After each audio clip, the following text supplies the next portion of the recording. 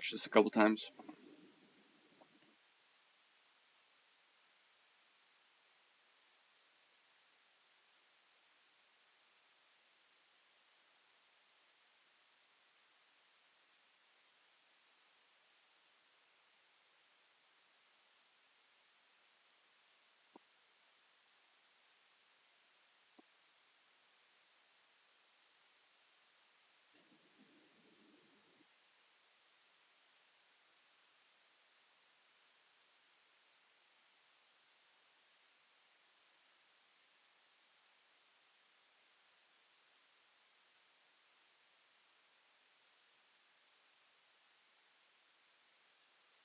Okay, from Ozone play perspective, conceptual offense, principles based, whatever you want to call it, but there's a lot going on here in terms of just freedom of movement.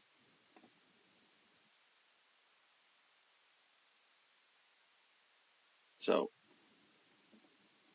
line rush doesn't really result in anything except this collapse of space at the net. So, you have 5 players on the defensive team below the dots, kick a puck to space, and then you can get working with that space advantage to try and create an advantage again, get this team out of neutral where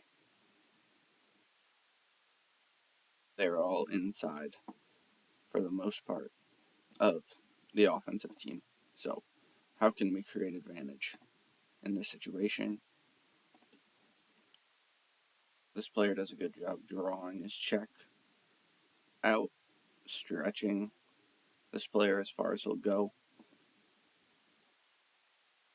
creating space on the interior. This player also pulls a check outside the dots. And then we have this bunch look again that we were talking about yesterday, where right now 3 players are in the same area. 2 players are essentially going to continue skating the same exact route.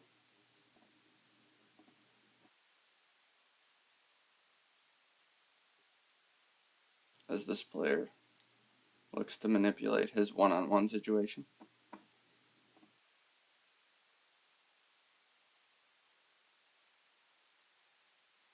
You can see now that those 2 players that were skating the same way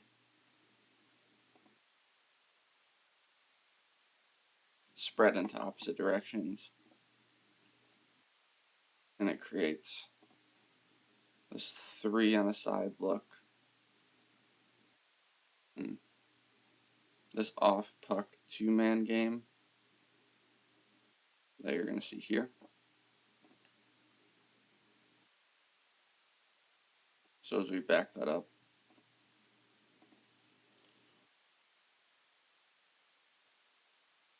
this player is going to set a little bit of pick on 26, create some confusion on the interior here. That disrupts him as essentially his check is going to change in this situation. He's going to exchange high. He's going to come low.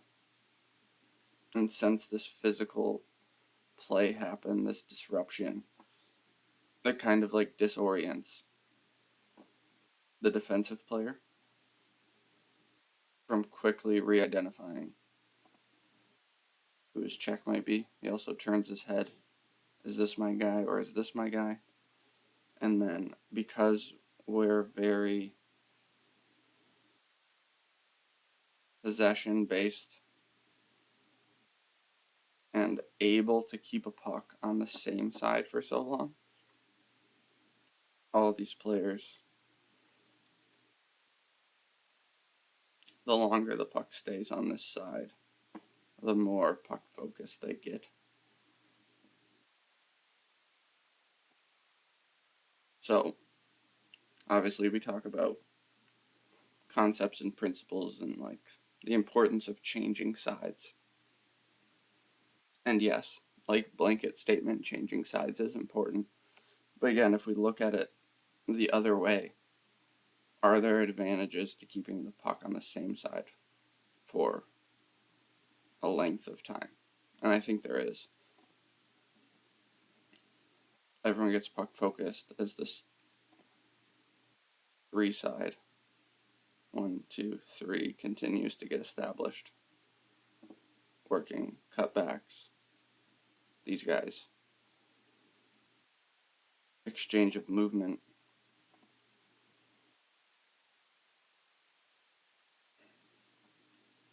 So the puck stays on the same side, which allows this off-puck two-man interplay between 24 and 44 to exist and happen, and it creates more space on the backside for them to operate. So, when you look at this numbers-wise as this final pass comes in,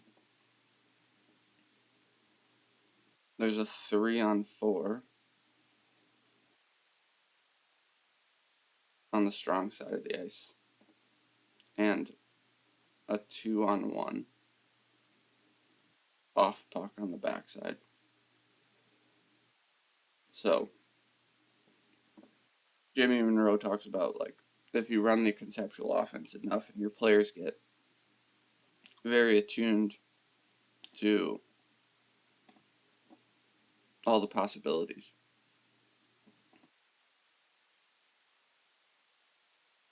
that, I mean, he uses the ball finds the action, and I think that was from Bobby Knight originally, but basketball and lacrosse are both sports that use a ball, but we can say that the puck will find the action if our players have enough practice and training in an ecological way using small-sided games in skill development and practice sessions. So, identifying there's a 2-on-1 on the backside, and if we have a 2-on-1 on the backside, let's get the puck there. Puck finds the action.